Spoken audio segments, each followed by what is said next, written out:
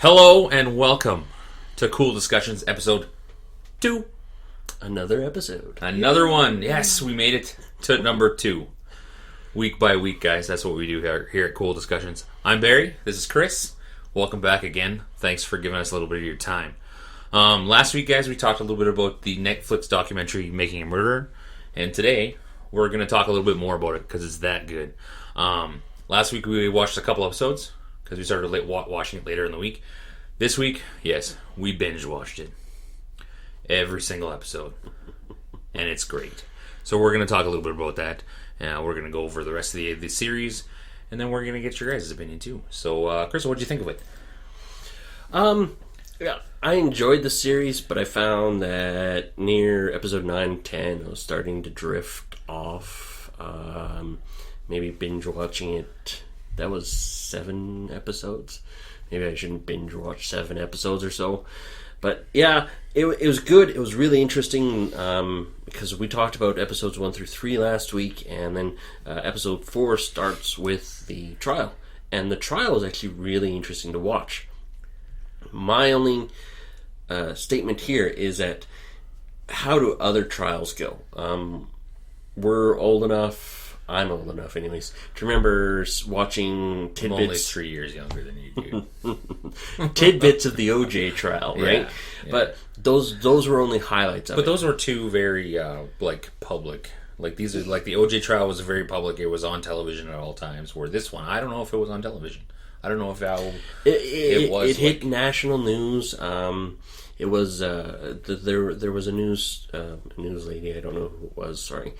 She did a national report on it, and one of the things they were talking about in the trial was whether or not you can actually get a jury that hadn't heard anything about the trial so that he could have a fair hearing. Yes. And episode 4 starts with the jury picking, and it was... I guess it was how you kind of see it in the movies. They talk to the jury members. They get rid of the ones they don't like from both the defense and the persecutor. So, yeah, that was fine. But when you really think about like jury selection, how can you really be 100% sure with everybody? Yeah, because anybody could lie. To get out of jury duty. If I was called for jury duty, I'd be like, I'm the most racist SOB that in the world. I hate everybody except myself, so I didn't have to go. Or if I really wanted to be on it, I'd be like, oh, I'm a model citizen. And it's like, so how deep do they go in jury selection? So how much of this have you seen? Oh, I don't know anything about it. I haven't seen anything about it. Meanwhile, you're already in the back of your mind going, this guy's guilty.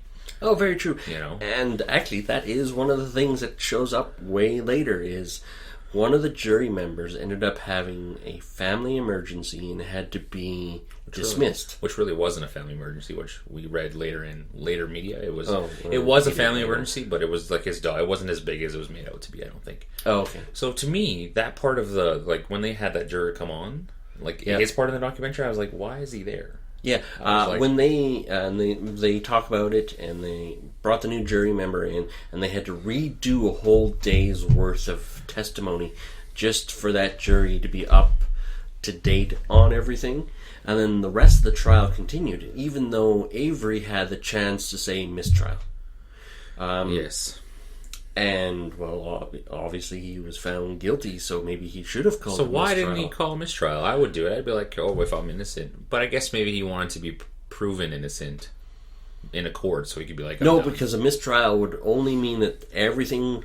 The trial's done, and you have a new trial later on, a new jury and stuff like that. So it's not like he would have been found innocent. He just would have been in jail longer. So then he would have to go through the whole thing all over again. So that would have been pointless in a sense, really. I think that might have actually worked in his favor, because in episode 4 they were talking. They get to the jury, and one of the first people to go on to the witness stand was a cousin. Oh, I can't remember. I remember seeing like the forensic lady and. Okay, it was a cousin, and they were talking, and in the cousin's statement, he said on November 10th he heard his uncle making a bad joke about hiding a body. But on the witness stand, he said on November 4th, he heard his uncle make the bad joke about hiding a body. Now, in the timeline, November 4th, they don't have a body, and November 10th, they have a body.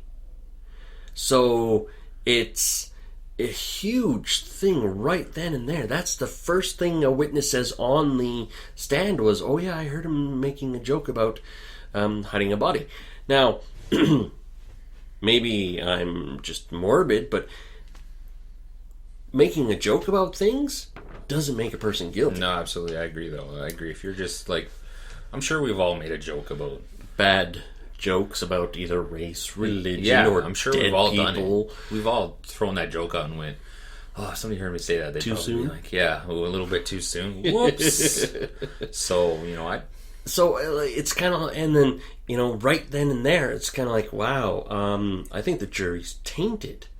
Now, in the end, the one jury member ended up, he was the one who actually spoke on camera for the documentary, and he said that when he left, there was 3 members of the jury that said that were sure that he was guilty, and they were using intimidation. They were trying. It seemed like he was saying they were using intimidation. They were kind of being like, "No, we're not." Okay, now I fight that because it's like, how can he know they were using intimidation because he wasn't there during the deliberation? I think he just from his first, because he was there for 1 day, right? Of deliberation, was he not? No, I thought that was the one who was excused from the family member. Yeah, that guy was there for 1 day. No. Deliberation, right? No, but once he was excused, he was out of the jury. Yeah. That's the one, he was the one that talked on camera, and he was saying 3 of the members of the jury were convinced he was guilty right from the get-go. Oh, right from the beginning of the... Right from the beginning of the trial, which, during deliberations, that one jury member who was excused, he doesn't know what's going on, but he said there was reports after, since this documentary's aired, that people, the jury, there was saying that there were certain jury members who were, hey, he's guilty, and I'm not changing my mind, so we could sit here forever. And, so it was like a butting of heads. It was like survival of the fittest.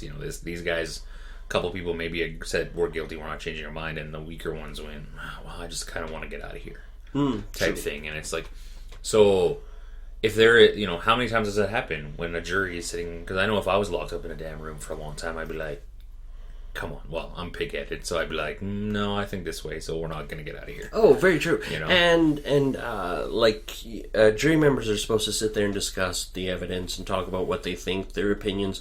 That's the whole reason why we have trials by jury, is to have other people decide instead of just one being the judge.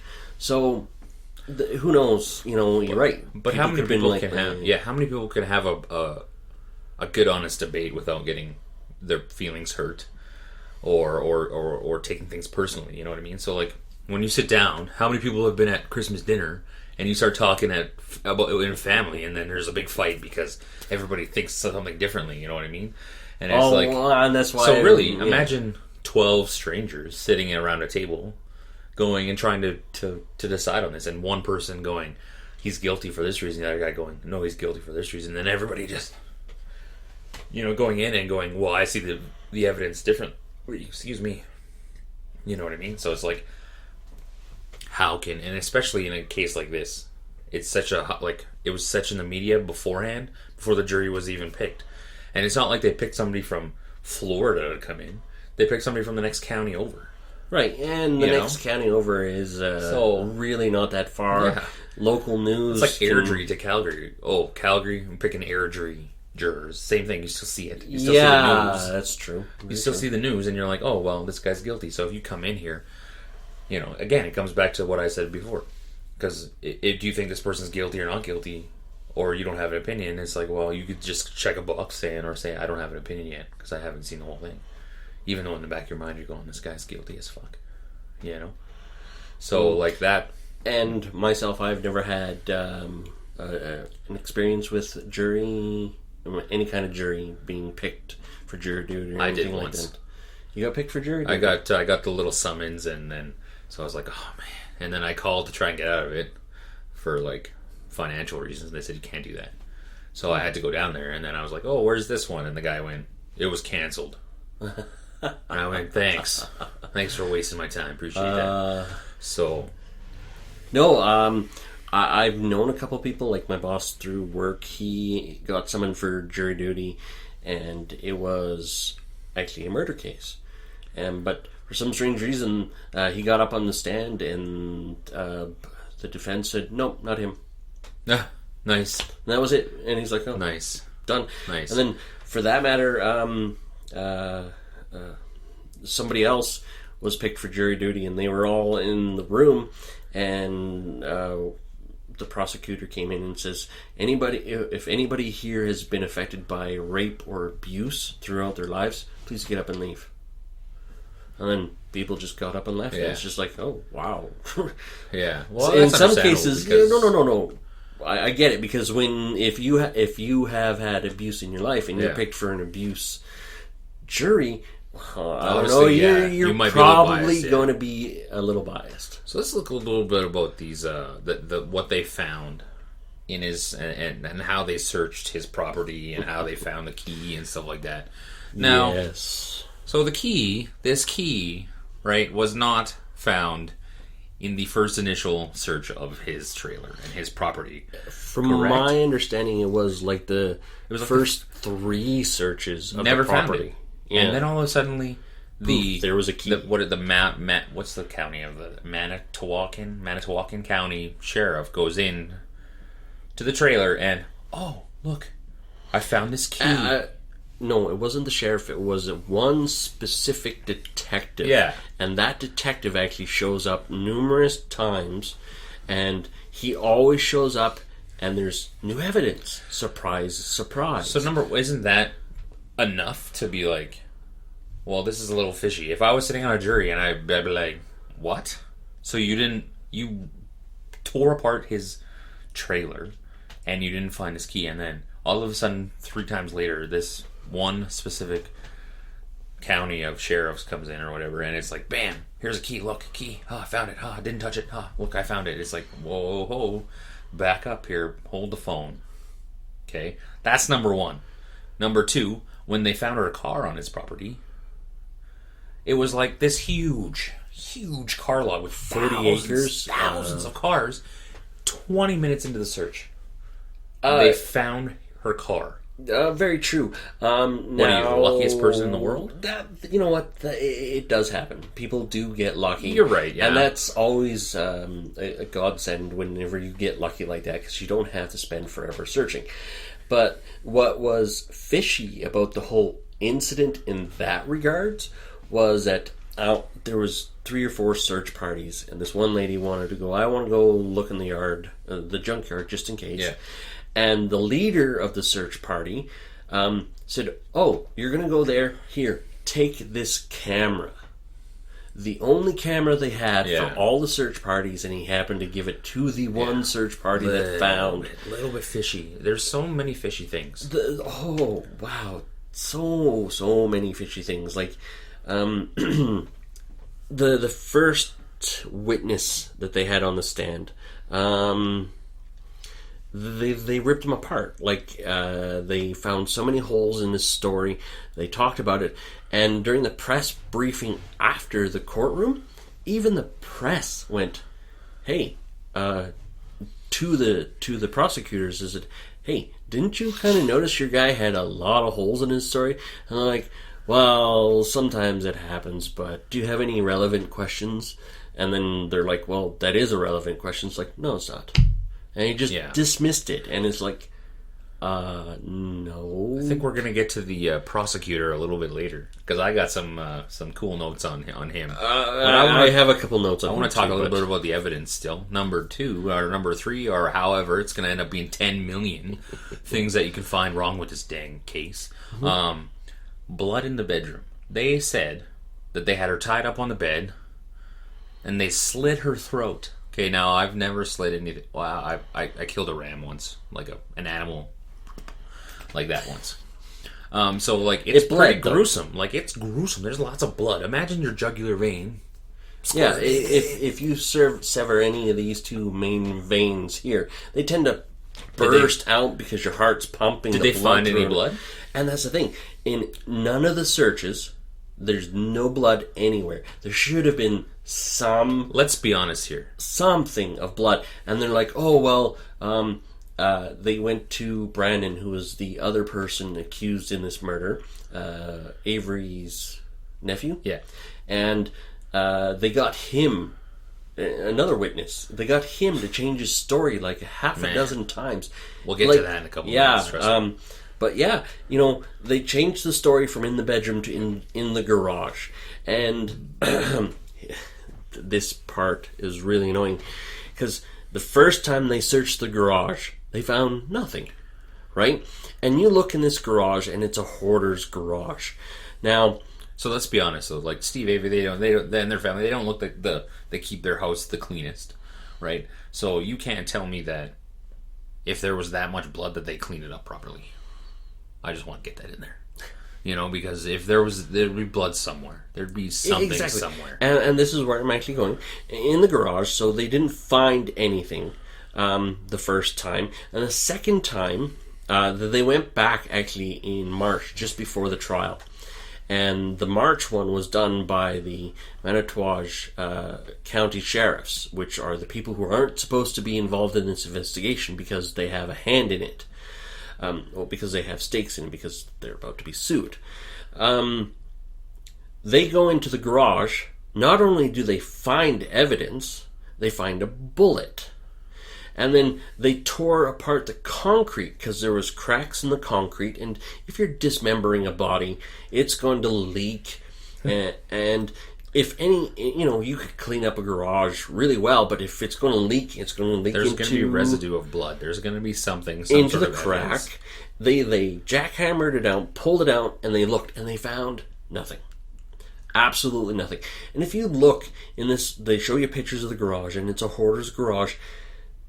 There should have been some trace of blood somewhere on something. There's no way these people would have cleaned it all and put it back. And here's the thing. The picture from the garage, none of this stuff looked like it'd been cleaned. Because if you ever gotten blood on a shirt or any kind of cloth, it's a pain in the butt to get out, right? You have to scrub like the dickens. Now, if you get blood on metal, steel, copper, things like that, it's a little bit easier to get off, but you still need to scrub it a bit. There should have been something. Nothing. But this magic bullet that all of a sudden showed up. And shell casings. And, well, you know what? Shell casings they should have easily have found, because they were just lying there out in the open. And the first time they looked, they didn't find these shell casings. The second time they looked, so that's two pieces. That's two things that they've. Oh, we didn't find the first time, and then they found it a little while later when Manitowoc County had been involved. So that's two things: a key, a bullet, and some, maybe three, some blood. During the investigation, the Manitowoc Sheriff Office was forbidden from actively investigating the case because of their status, because he was suing them for $36 million. Yeah, they were involved in a lawsuit, so they couldn't do it. They actually brought in another county to come in and do it. And that other county didn't find anything. However, for some strange reason, and this is where all the new evidence comes in, that the one... I should have wrote that guy's name down. It was like Lee or something. He should have... he keeps showing up at certain times when all of a sudden they find evidence. Link? I think his name was Link or something like that. He keeps showing up every time there's new evidence. So the key, the bullet... So I think we've established a lot of wrong handling and wrongdoings with a few of these evidence things. Okay, so that's, that. So number one alone there, that's enough to get rid of the trial in my mind. There's a reason to get rid of most of the evidence for that matter. Another thing was Brendan's confession. Okay, number one, his appointed lawyer, in a sense, threw him under the bus and wanted to get a confession to help the prosecution win their case. Okay, so now Brennan, he's what was he, 17 or 16? 17 at the something time. like that, and he's a little bit of a slower kid. He's a little bit of he's not the smartest, brightest light bulb in the box. Now, when you're in, even if you're smart, even if you do have your wits about you, when you're in police custody for murder, okay, you're not going to be thinking straight, no matter what. So number one, why was he talked to without a lawyer? Number two, and he was underage, so again, he was 17. From what we understand, you have to have at least a parent. Yeah, there has to be some sort of kind of protection there, so he can't be. And if you just watch the video of him talking, there's several times where you see the police going, pretty much in a sense, he has a blue pen in it. It'd be like, you have a blue pen in your hand, and somebody goes, this pen is red. No, really, this pen is red. It is. And then he finally goes, yeah, maybe you're right, this pen is red. Maybe I did kill the person. They led him like a dog on a leash. Yeah. One officer was on tape saying, well, I'm just going to come out with it. She was shot in the head. You shot her, didn't you? Yeah. And he's like, well, yeah. Maybe. Yeah. And then they have phone recordings of him talking to his mother, and he's like, well, they made me say it, and I didn't want to say it. It's like, well, and then his mom freaks on him, and it's like, well, when your mother freaks on you, you don't want to talk anymore, and he kind of just shuts down. Mm-hmm. So he's so very easily led. Like, I can't believe, just in my opinion, I can't believe just how much they did that to him. It's just it's very like. It's so much injustice especially in that aspect. They took this poor kid who's not smart, and they pretty much led him to a confession. They forced him to, they forced him to write out a confession and to draw diagrams of what they supposedly did to her, and stuff. And it's like, now in their defense is like, his lawyer said you should cop a deal because you won't spend the rest of your life in jail. It's the best thing for you. Now, lawyers are supposed to do that. I get it. Aren't they supposed to try to defend you? No. Okay, if you're guilty, they're supposed to try to cop a deal for you so you don't spend as much time in prison. Yeah. I'm not stating one way or the other, just I'm stating this is that his lawyer said, okay, you know what, we got to do this. This is probably your best bet, blah, blah, blah, because everybody thought he was guilty. He Brendan's lawyer went to the prosecutor and says, okay, he's willing to confess. And so they bring Brendan in again, without his lawyer or his mother, to write down his confession. Now, the prosecutor had a table and pen and everything right there for him, and he's like, oh, I want you to write down what happened. So Brendan writes down what happens. And this is where, because it's a documentary, you can make things look one way or the other. Yeah. On Brendan's original written piece of paper, he stated, I got home from school, I watched TV, I went over to my uncle's, I came home, that was it. That's what he wrote. But then the prosecutor says, that's not what happened. You got to draw. You got to draw what happened. You got to draw what happened. She was on her bed like this, and she's like, draw it bigger so we can see the type thing. It was very just do this, not hey, tell me your account. I think. Well, back to your point about how it is a documentary and how they were portraying, and I think this series does kind of put Steve Avery in a little bit of a hey, I'm the good guy and everybody else is the bad guy light, so to speak. This is I'm innocent and I'm being mistreated. So there is overwhelming evidence and overwhelming things that show you and go, well, that's wrong. That's wrong. Yeah. But we do have to go, and I'm not saying we should let him out of jail, because he is in jail for this crime, obviously. And spoiler alert, sorry. And a jury did find him guilty. Yes. So they must have thought for a reason that he was. So I'm not sitting here saying that he should be just pardoned and let out of jail. Yeah. I'm saying that he should be just given a different trial. A new trial. Given the proper trial. But how hard would that be now? Because it's such a big thing. How hard, it would be so hard to have a new trial. Yeah, that's true. And his attorneys I thought they did a wonderful job. I thought they could have. I don't know if they could have really done that much more. They handled the press really well, which in the States is a big thing. It's huge. The press is just as much a part of the jury as the actual jury itself. So they handled the press really well. They gave just as good as they got. In some cases, they gave better. In some cases, it was a little worse. And they did a good job. However, he was still found guilty. I don't know where I was going. Nice. Yeah. Okay. This is what the defense wasn't allowed to talk about anybody else being the murderer. Yeah. So right off the bat, you can't go, well, it wasn't Avery, it was this person. You can't put reasonable doubt in a sense. You can't. All they could say was it wasn't Brendan. They couldn't say if it was somebody else, if it could have been somebody else, if people had motive, because some of the first people on the jury were the victim's brother, who, after her disappearance, found access to her phone and deleted messages. A little bit weird. Always a little bit weird. And this is what very weird. This is what I got. The boyfriend. I got a weird vibe from him when he was on the stand. Me too. And even when I saw him when he was gathering the people together, I was kind of like, this guy looks weird. This is very, very suspicious, this man. This gentleman right here who's getting the search party together is very suspicious. And in murders, generally, persons are murdered by somebody close to them. So family members or loved ones. Usually if your girlfriend dies or wife or whatever, the first in person, a suspicious way, the first person they look at is you. Yeah. If you're the husband, they look at you and go, where were you? Yeah, they want an alibi for you.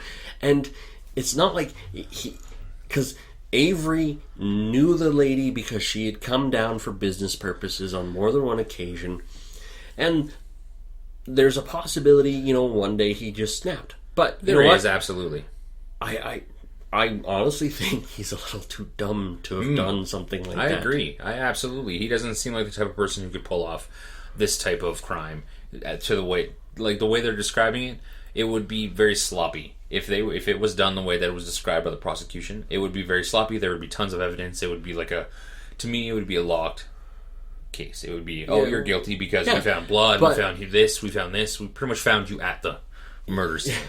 That's how I would feel. But the prosecution says, they didn't say he was a mastermind, but they tried to make it come along like he had managed to clean up the evidence, hide the body, and all these things. And it's just like, Steve Avery couldn't mastermind tying his shoes, ladies and gentlemen. He just, to me, he couldn't. He didn't have the smarts. Nobody in his family seemed like that. For that matter, he was happy to be out of jail. He had a new beginning with a new fiance. Yeah. So it seemed like he was maybe happy. To me, why would you try to do something stupid? To me, it seemed like the prosecution was looking not for the truth, not for a fair trial. It was, we want to win. This is who it is. We don't care about anybody else. We want to win. It seemed every time you saw like some sort of press conference, the prosecutor, he seemed very arrogant, very just kind of, I'm better, I know this, I'm right, and it's like, how can you come across like this? He came across very bad in the. And again, I don't know a lot about trials because I don't watch them. I don't pay too much attention. I read little blurbs, but most evidence about what goes on in a trial doesn't come out until the actual trial itself. You tend to get very, no, sorry, we can't comment on that. No, we don't have any. And they were more than comment. And right before the trial began, hey, we have a press conference. We're going to tell you how she died. This is what happened. This is how he did it. They went into great detail, great length about everything. And it's just like, weird. That's not the right way to me. You're pretty much saying you're. And it was just the persecutor. It was no defense, nothing else. the persecutor and the media. Yeah, it was the sheriff too, or something. Yeah. But it was all the guys in the defense of the state. They were all there, and there was nobody in defense of Avery. It's because they're all on the same team. So let's talk a little bit about what we think is going to happen now that this documentary's kind of brought to light. The whole situation with Steve Avery. I know now he has filed a new appeal. Yep. He's had all of his appeals denied. Now, he appealed only on 3 things. I have it written down here. Probably another person probably could have done it. An improper search. And the excusing of the jury member that was excused. But they were all, so when he appealed, they all just looked at those things and went, no, they're all done right. So they didn't look at the whole overall case. Now, he's appealing now, which he did by himself from jail. He has a new lawyer, apparently, who's in Chicago, but he decided to file the appeal himself because he's been studying. Did he pay for the lawyer?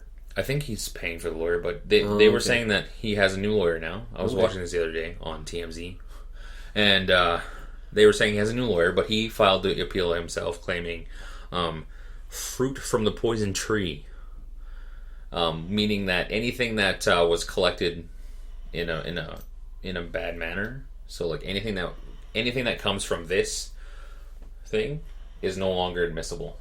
So he's claiming that evidence was wrongfully collected. So he's saying anything that ties to that can't be used anymore. So he's filed that appeal right now.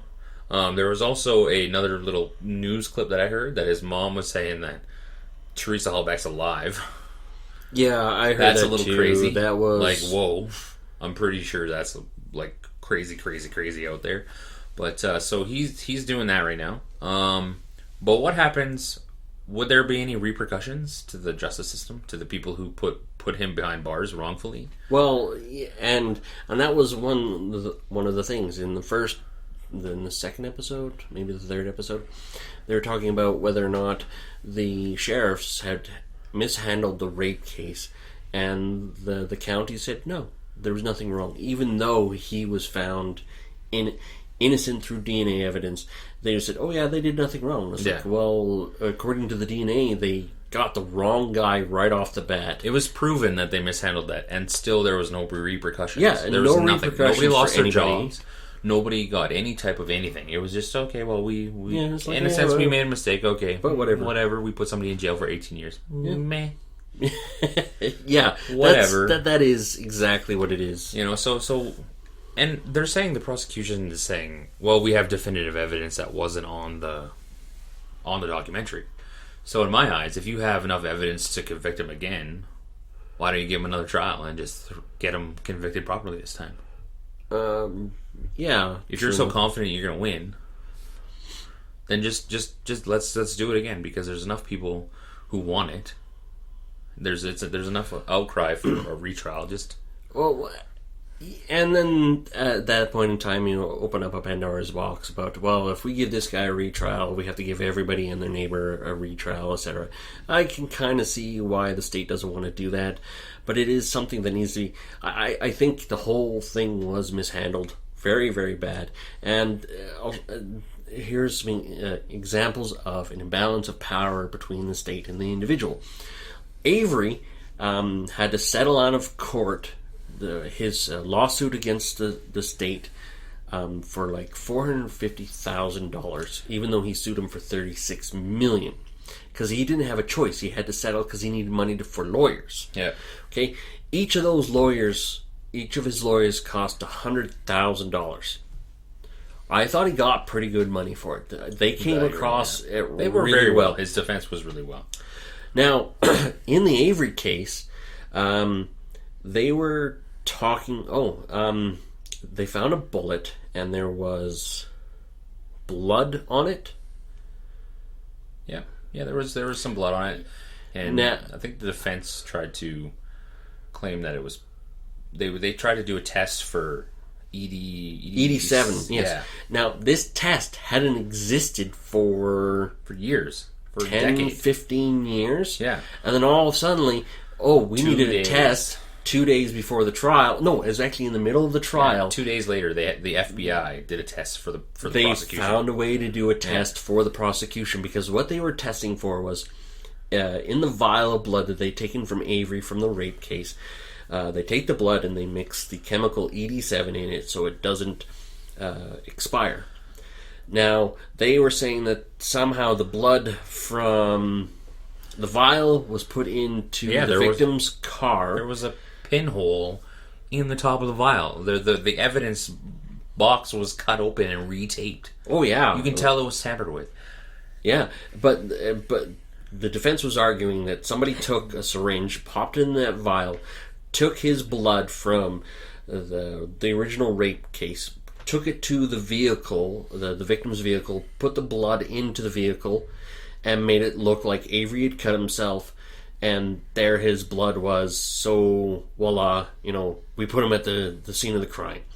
And the defense was like, hey, we have to test this for ED7, and there was no test for it. There was no way they could do it. And then all of a sudden, the FBI, hey, but that done. test didn't even conclusively say that it wasn't there. Yeah. Oh, here was this should have, all pieces of evidence should have ended up thrown out because of how it was all mishandled. The lady who did the testing for the blood, she said she was training somebody else, so training people, and because of that training, some of her DNA got mixed in with the DNA that they were, the blood that they were testing. So in all cases except for this one where something like that has happened, they get thrown out. The it evidence gets thrown would be out. inadmissible. In this trial, it was allowed in. So in all other cases where other foreign DNA gets into the sample, it's contaminated. It's now inconclusive. Yeah. They call it inconclusive, and it's like, oh, we can't use it. All we can say is it's inconclusive. But for her, it was allowed to be admitted. So it was like, oh yeah, and the test, there was no ED7 in the blood, and it's like, so the one time you screw up and it's allowed to be used, when everybody else screws up, you're not allowed to use it. And it's just like, there are so many things wrong with this and so many injustices that it's unfathomable how this conviction can stand. To me, anyways. In my eyes, I don't know if he's guilty or not. I don't 100% know. Okay, he could have done it, yes. There is a possibility. oh, and I'm not going to argue that either. There's always a possibility somebody snaps and does something stupid. Avery is not the most intelligent person in the world, and there's a possibility he did it. However, from what we've seen now, it's a documentary about him, so it's going to paint a little rosier on his side. So we don't know, but from what we see, that trial should have ended like in the first 2 days. Yeah. Because right off the bat, one of the first witnesses on the stand said, "No, I said it on this date, even though my written statement says this." Yeah, it was just... And it's just like, no. So do you think he's guilty or not? Do you think he's innocent or guilty? I don't think Brandon had anything to do with it. I agree. I think he was just bullied into giving his answers, because even in his trial, he may not have... He came across actually a little bit more well-spoken than he normally did. Yeah. But they used all the evidence that they weren't allowed to use against Avery against him to convict him. And it's like, well, if you can't use it against one, you can't use it against another. At least in my mind, I think. So I don't think Brandon did it. And personally, I don't think Avery would have wanted to. I don't think he's guilty, and myself either. My opinion is I would be looking at Mr. Ex-Boyfriend. Yes. And maybe even the brother in some way. Maybe it wasn't a homicide. I think this is going to be my story. Okay. I think that maybe the ex-boyfriend and her maybe got into a little bit of a spat. he accidentally killed her, called her brother and said, "Oh my God, I'm freaking out here. What can we do?" And they went and they came up with this because they seem a little bit more intelligent. And if you get together and knowing that the cops are looking to somehow get Steve Avery, there could have been some sort of conspiracy cooperation there to set him up. So that's my opinion. That is my opinion. Do you have an opinion on who did it or who done it? Or well, okay, if you want to go that way, I would have honestly said you got to look at the boyfriend, because there was no investigation at all of anybody besides Avery. Yeah. Just like the rape case, there is no investigation about anybody except Avery. Yeah. And then I get it. You know what? In the rape case, he had a very similar description to the guy. You put the two guys side by side and they look very similar in, full beard and stuff like that. Right? Okay, I kind of get it. I see where that can come from. But they railroaded him in the rape case. In the murder case, too much states that there's no way he could have done it. So I think he should be given a retrial. I think that the best thing that this documentary has done is it's started a conversation. It's open dialogue about our criminal system, our judicial, well, not ours in Canada, but the U.S. And in a sense, we're kind of like tied to the U.S. because we're right above them. But it's started a conversation with everybody, and everybody's gotten involved about, hey, and it's opened people's eyes like, hey, this does happen.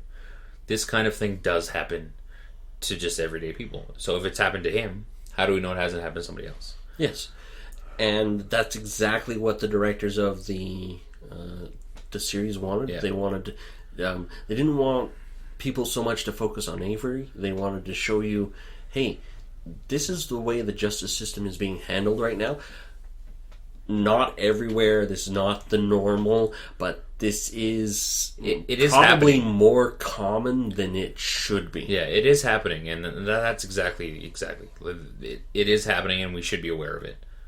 That's the bottom line. You know what I mean? So I think it's good in that aspect. Should he just be let out of jail? No, absolutely not. A retrial, yes. Retrial, yes. That trial was handled horribly. Even just because they show you a lot of the trial itself, talking to the witnesses, talking to the defense, talking to the prosecution. So, yes, just watching those clips, we didn't see the whole thing. There could have been more. There could have been they more. could have cut stuff out. We get it. The world of editing. Clip. Yeah. Oh, look, it's gone. So overall, I thought it was a great series. I loved it. When I binge watched, I couldn't stop watching it after. I was like, okay. I had to stop myself because last week we just wanted to do the 2 episodes, and then we talked about it. We're like, let's just finish it for next week because it was great. So go watch it. Definitely enjoyed. Worth watching. I would have to say I might not be able to binge watch stuff like that. Yeah. But if you're taking it 2 or 3 episodes at a time, you might be able to get through it in a week, which might be a better way of doing it because it's pretty heavy. It's definitely worth a sit down, worth a watch. So if you haven't watched it, watch it. And if you have watched it, please give us your opinion, guys. We're gonna put a poll on our Twitter at Coull Discussions. We're gonna put a poll if you think he's guilty or not guilty. We're gonna put a little poll out there so you can go click the buttons, and we'll give you the results next week. We're gonna put a question on the Facebook page, facebook.com/Coull Discussions, and you guys can write out some comments. It's a little bit more than 140 characters on the Twitter, so you can write out 2 paragraphs if you want. Tell us what you think. Give us your opinions. Let us know. We'll read some good ones on the airwaves next week. So yeah, go watch the documentary if you haven't seen it. Definitely 100%. And for that matter, go research it yourself. Yes. Once you watch the documentary, go and see what you can find and better inform yourselves, because we have both done a lot of digging outside of the documentary itself, and in the end, I still have to think that he probably didn't do it. Yeah. But there's always a possibility. When you put everything together, it's kind of like, okay. Yes. Yeah. So, to not really change subjects, to go to something a little bit closer to our home, and it might actually be closer to your home as well, too, but January 11th of 2016, this year. 10, 11, somewhere in there. Yeah. A guy got out of his car, walked up to a nightclub door, and fired a couple of shots into the building. One person was hit, no one was killed, thank God for that.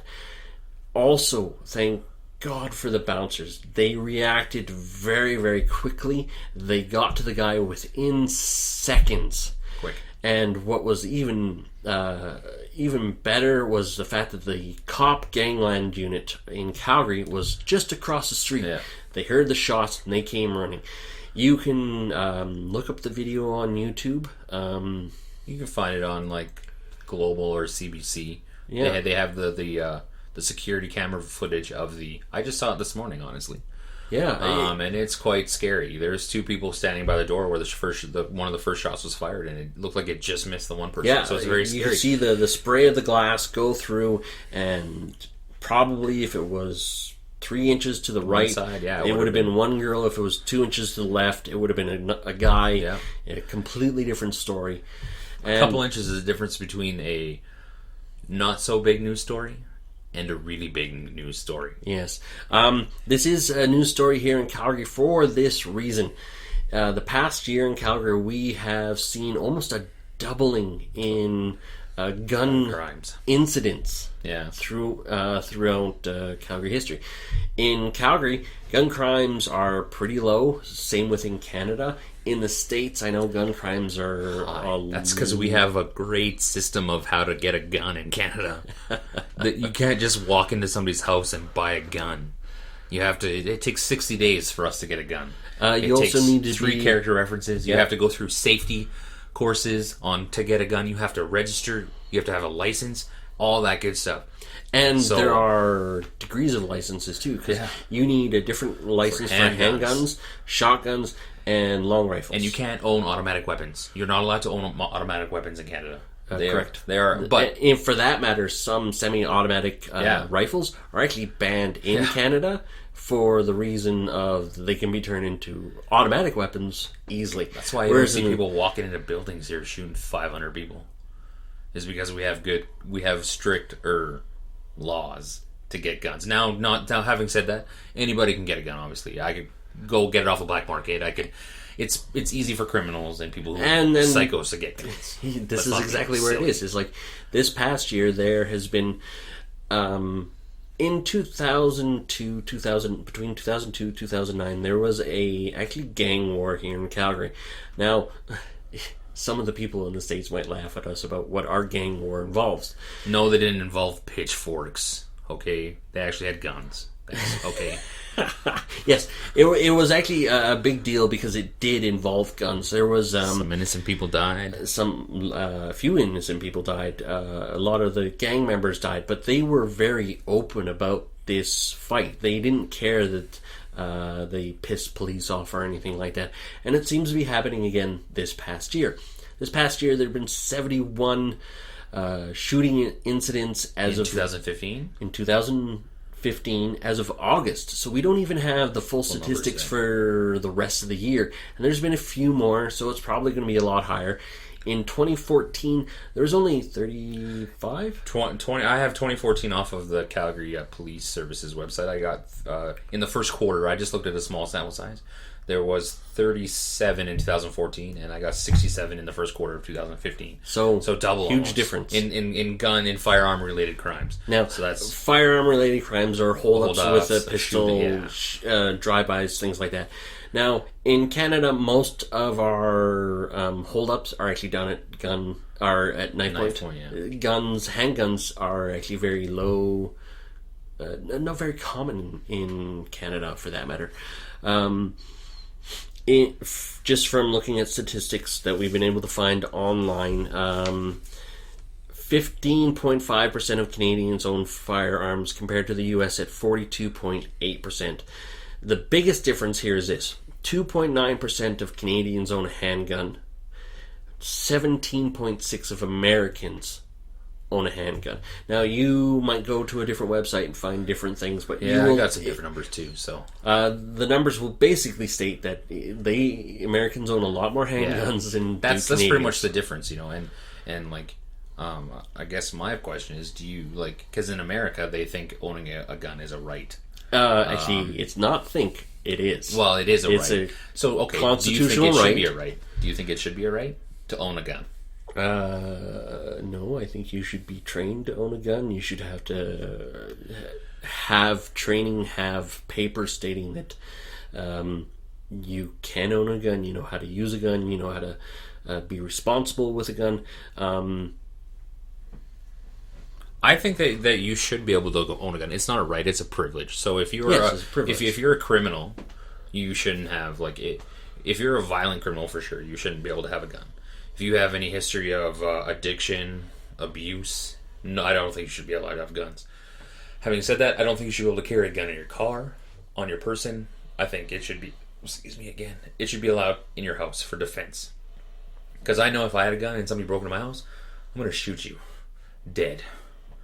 And no questions asked. I'm not going to argue that. Like, if somebody breaks into your house, you should have the right to defend yourself.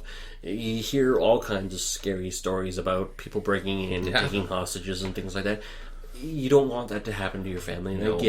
I get owning a gun. However, okay, for that matter, you think being able to own a gun, should they be locked up in a safe, or should they have trigger No, locks? I think they have to be somewhat accessible. Because if somebody does break in your house, what are you going to go to your safe? 14, 36, 36, open it, load it, and like I think they need to be like number one. It comes back Safety. to number one is safety, personal accountability. Okay, if I have a gun, I'm not going to leave it on my coffee table for my kid to play with loaded. Okay, number two, I'm going to put it somewhere, like in a closet higher up. I'm going to train my child at a very young age. If I had a gun, I would be like, okay, son, we're going to go and I'm going to teach you about guns. I'm going to teach you that they're dangerous. They're not a toy, and you're going to shoot one. And it's going to scare the living daylights out of you. Because the first time I shot a gun, it scared the living bejeebers out of me. I went to a gun range here in Calgary, and I think we just shot handguns, right? And it was the scariest thing I've ever done in my life. Oh, see, whereas my first experience shooting a gun was actually really cool. It was cool, but it was scary because you realize the power that these things have. You're like, geez. Oh, holy see, crap. I was more excited because before the army barracks left Calgary, they had an open day and they actually let you shoot some of their heavy machine guns, and that was really cool. They had it set up, you shooting off into the field, and you got to sit behind it and go. I was just a little guy, and the gun was just, and it's like very, very cool tracer rounds going through, and it's just like that was. So my experience of shooting a gun, a little bit different. Yeah. I think maybe too young to understand. Yeah. But it was a military grade weapon. Yeah. So I think maybe that's a huge difference. Probably, yeah. More recently, I went skeet shooting with friends. I had actually never shot just a shotgun before. So, yes, shooting a shotgun was really different. I can understand why people like to shoot guns, because skeet shooting was fun. I sucked at it, mind you. Did you even hit one skeet? No, one I did. disc? Oh, no. That's good. There was 3 skeets per station, 18 stations, and I averaged 1 per station. That's good. It wasn't bad, but I was the worst out of the group. So, but it's still fun. Yeah. So I just think that I think that if you have a gun for your personal safety in your house, because I know in some states in the U.S. you can't carry a gun in Canada at all. Like there's no. No. Well, if you're hunting, you can. Okay, when you're transporting guns, they have to be they have in to a be case, locked, unloaded. And the bullet's separate. And the bullet's separate, yes. But in the U.S., you can carry a loaded sidearm on your hip. Open carry. In the States, they Or have something concealed called carry. Open carry. And it's just like, I've seen, maybe the pictures are out of context, but I've seen somebody with, looks like an M16 civilian model. It sounds weird when you say that. A civilian model. An M16 strapped to their back, just in the middle of Walmart, and it's just like that's a little scary when you see somebody walk, because you don't know if you don't know if they bought it off somebody in their backyard. You don't know their mental state. And you this don't know is their mental stability. One of the debates going on in the States is, should guns be better controlled? Isn't Obama right now trying to? Isn't he going to push through? To do an executive order about gun control? Yeah. Yes, he is. But we know that In his last year as president. That's a sarcastic clap for anybody who can see that. Okay. Like, great job. Last year, like, why couldn't you do it in year one? Yeah, it's true. Because the big thing is like, well, with all these mass shootings, should we have better gun control? In Canada, we don't have mass shootings. When was the last mass shooting in Canada? Last year, January, February, in Edmonton, we had one security guard of a Brinks armored car shoot 4 other security guards and walk away with the money. That would be considered a mass shooting. Okay. Yeah, that's So we had one robbery. Like I would classify that's a robbery. Yeah. I would say I'm that's talking about walking into a movie theater type thing, like, or into a school or something like that. I can't recall having anything in Canada happen like that. Oh, and that's why I brought this subject up, because this gun incident at a nightclub is very uncommon for Canada. It's unfortunately becoming a little bit more common in Calgary because there have been a lot more incidents. There have been drive-by shootings where bullets hit random houses. No one's been hurt, thank God for that. However, it's happened.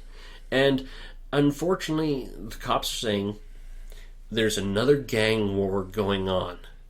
But this time, unlike the 2002-2009 gang war, it's not between two defined rival gangs. It's between fluid factions. So, if you have 10 people, 5 of them are one side, 5 on the other one day, but it could quite quickly change to 3 against 3 versus 4. Why? I don't understand why somebody would want to go into like a nightclub like that incident and just start shooting people. What makes somebody want to do that? We haven't heard any kind of motive from it. No. It was just... I can't even fathom what makes somebody hate somebody so much that they go, I want to shoot you. And it's probably over it might be over drugs, it might be over owing money, or I don't like you because you wear the color pink. No, see, whereas I totally get the urge to want to shoot somebody. I'll state that right now. I totally get the urge to... See, in Canada, you wouldn't be able to buy a gun if he said that. That's very true. See, he wouldn't be able to buy a gun. They wouldn't give him a gun. I wouldn't be vetted. I wouldn't be able to find 3 character references. Right. He'd put me down and be like, don't give this guy a gun. What, are you nuts? So I don't... Really? Wow. Now, I do actually know a couple of guys who do own guns. Yeah. Do you? No, I do not. Oh, no. So, as I said, I only just recently went out and actually fired a shotgun. For our experience, guns have been in movies and video games. Yeah, you don't see them in real life, and when you do see them in real life, it's like, whoa, that's scary. To me, it's like, that's a killing machine right there, and it's in somebody's hand that you don't know if they're going to kill you. Whereas modern weapons, I agree with you, but antique weapons like the ancient... Well, the musket, yeah. Muskets, I think they're pieces of... shoot you, man. Come on. All right, yeah, I'm going to just kick you now. Yeah, very different. It's very different. Obviously, if it's an antique, it's not, but if somebody's just carrying a handgun, it's like... in Canada, it's harder to get into a disagreement and have somebody pull a gun on you. Yes. Because guns are harder to get. In the States, that can't be said. Yeah, you don't know.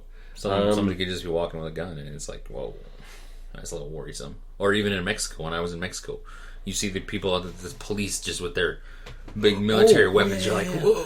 When I went to Mexico, actually, that was a big shock. We were in a town, and the Mexican police were driving by, and they were carrying AK-47s, and it's just like... You're like, what the heck? And...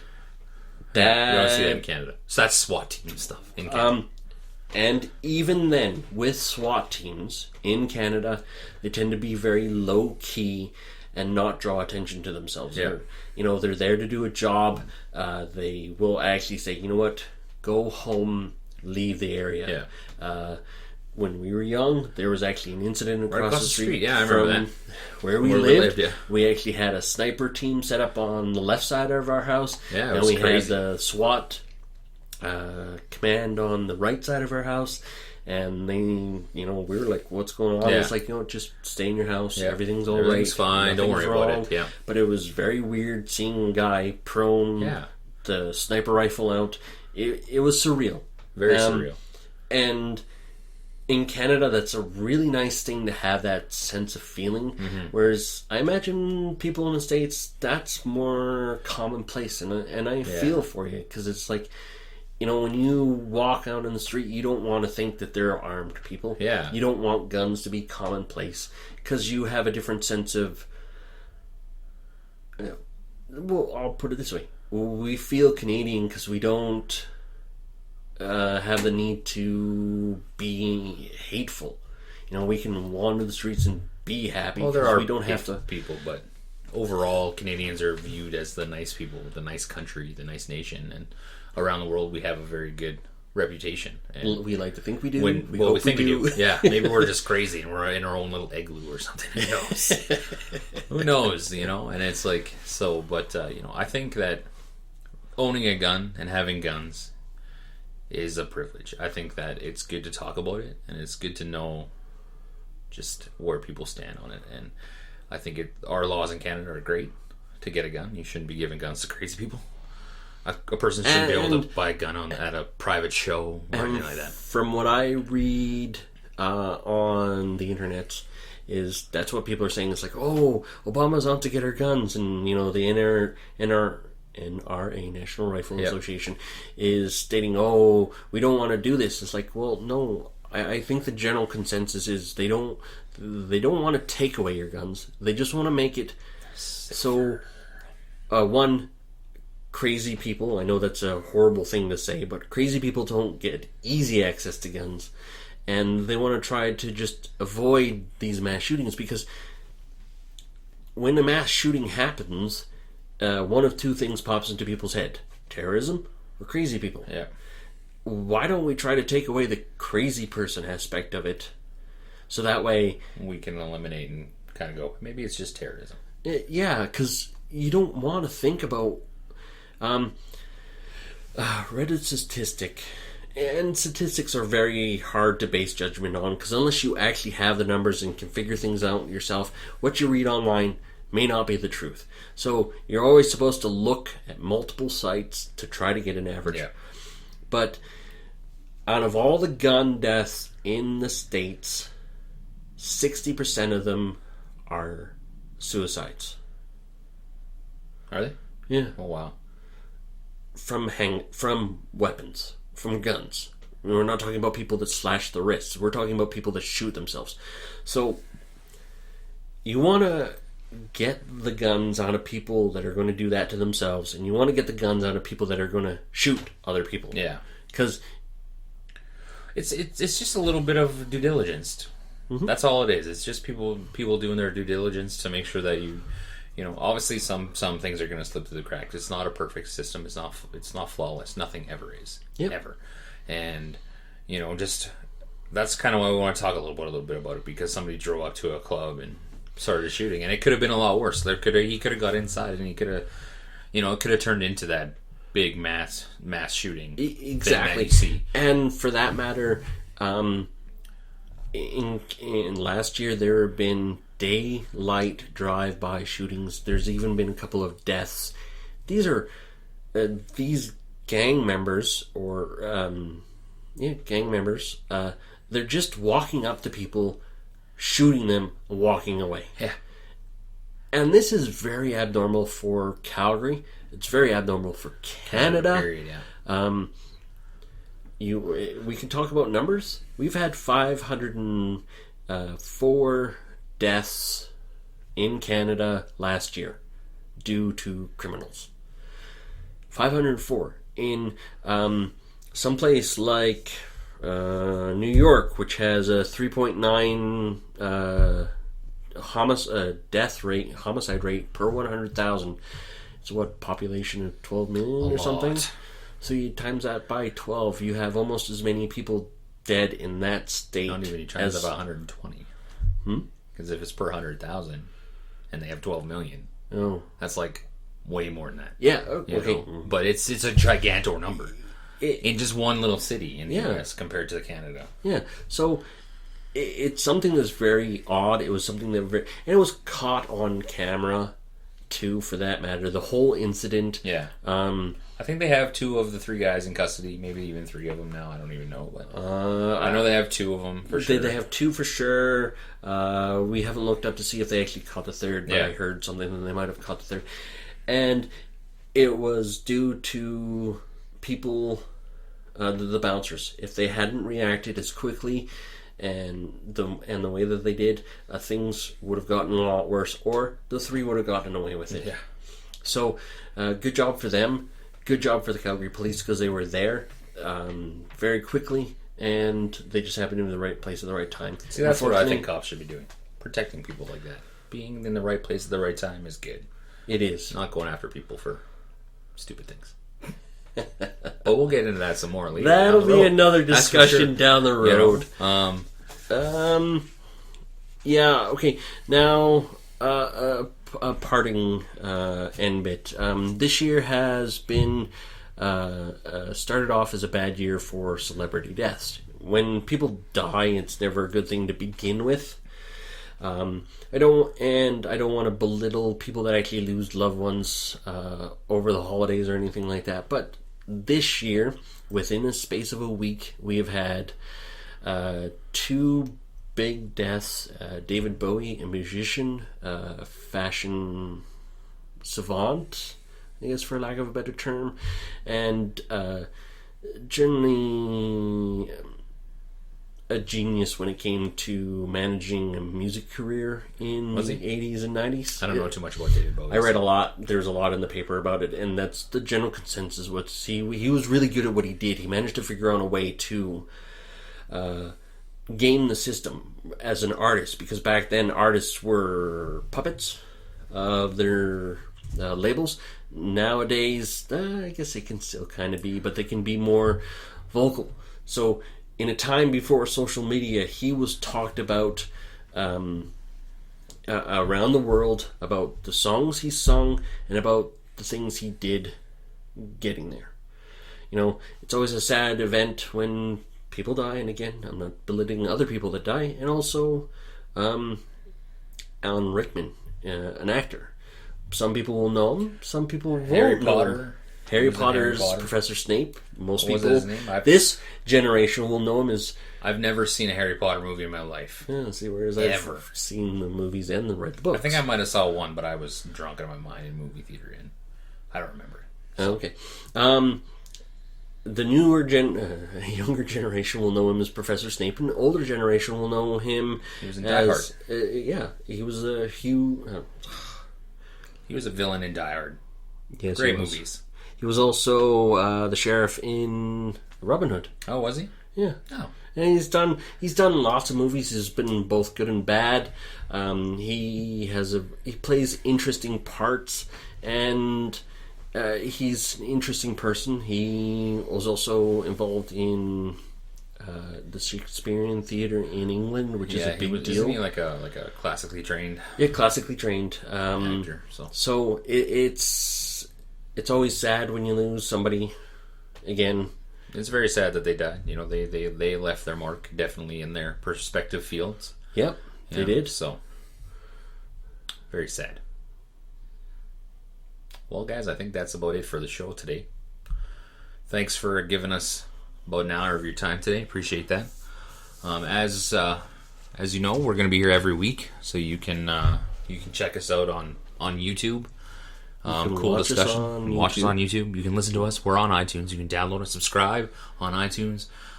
Coull Discussions. Just search that. Bam, you'll find it. We'll put links, all that good stuff. All the links. Facebook, Coull Discussions / bam. Coull Discussions @ Coull Discussion on Twitter. We'll put all the links below, guys, to all that stuff right down here. So subscribe while you're here watching us. Hit the subscribe button. It's going to be somewhere over here. But thanks again, guys. Appreciate it. Have yourselves a wonderful, wonderful week.